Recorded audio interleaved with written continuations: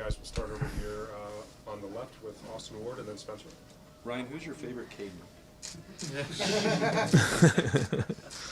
Yeah, they both played well. I thought, the plan going in was that, Larry Johnson talked about, 4 guys playing as one when you're going against a quarterback like this.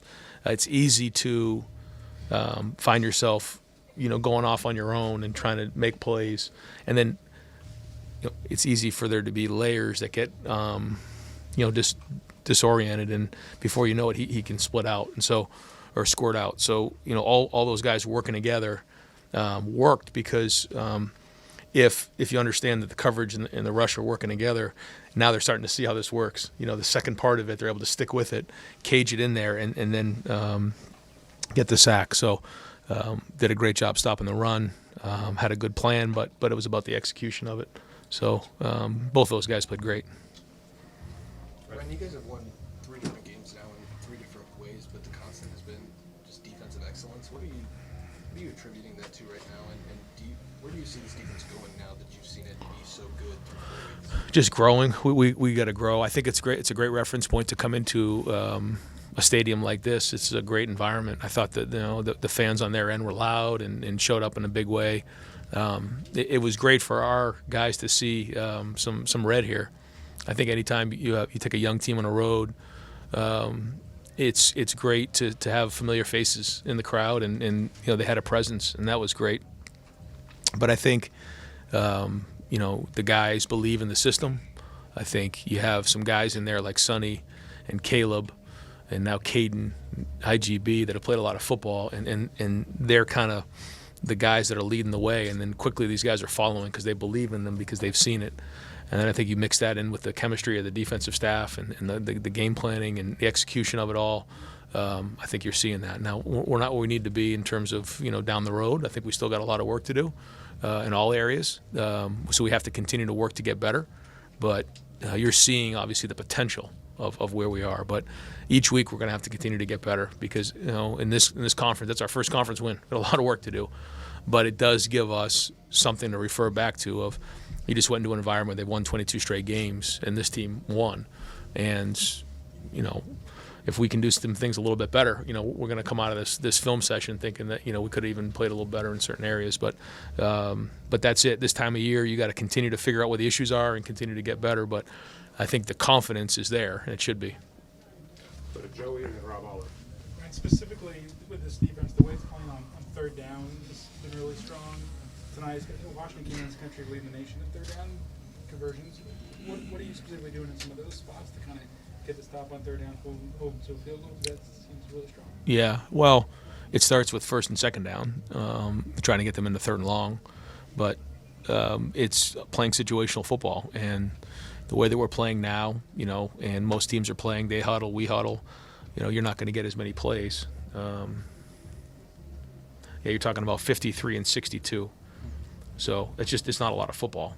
So that means the percentage of plays is going to be a lot situational. And so we've got to be great in the situations. And it's something we worked hard in the preseason. Certainly Matt and the defensive staff understand that part of it and work hard at it. We do as a team.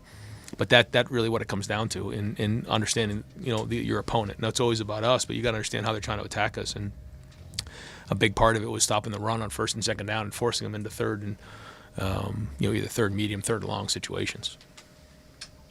Over to Rob Aller. Yeah, Ryan, I think it's fair to say you're offensive-minded. What does a defense like this allow you to do offensively? Not take risks, just not make mistakes. Is that sort of the idea, or how do you work that into your game plan? Well, I think it's important that we continue to grow on offense and figure out where the identity of this team is and where it's going. I think it's something that we'll work on week to week. But when you have a defense that is playing the way it is right now, you can play with confidence, knowing that you don't have to score every single possession. You can control the clock and play it. I wouldn't say more conservative, but you understand time, score, and situation. Quite honestly, in that last drive, or second to last drive, when we took the penalty, which we can't be doing this. We can't be having these self-inflicted wounds. It's going to cost us a game. So, and that happened too many times in this game. So, yeah, we had 5 penalties, and so we can't do that. But when we found ourselves in that situation, it was you want to push the ball down the field and possibly create a turnover or run it twice and kick the field goal and make it 14-point game.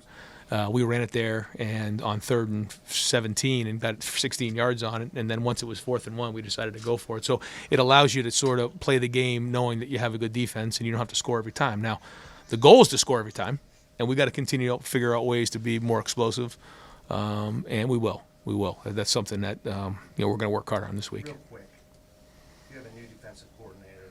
You lost a lot of guys.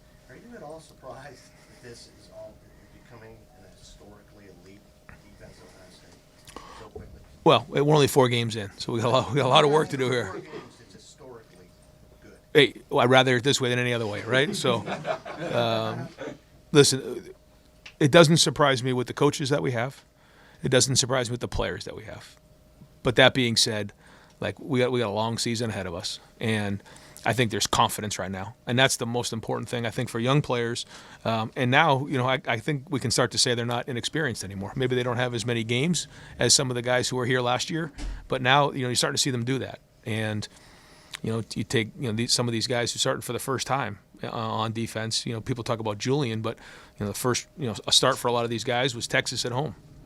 And now a first road game was against a team that won 22 straight at home. So these are all things that I think are building up our confidence, which is critical. So to say I'm surprised, no, I'm not surprised. But it's exciting. It's exciting to see the capability and the potential. And I think if we can all stick together as a team, we'll have the chance here. But long way to go, a lot of work to do.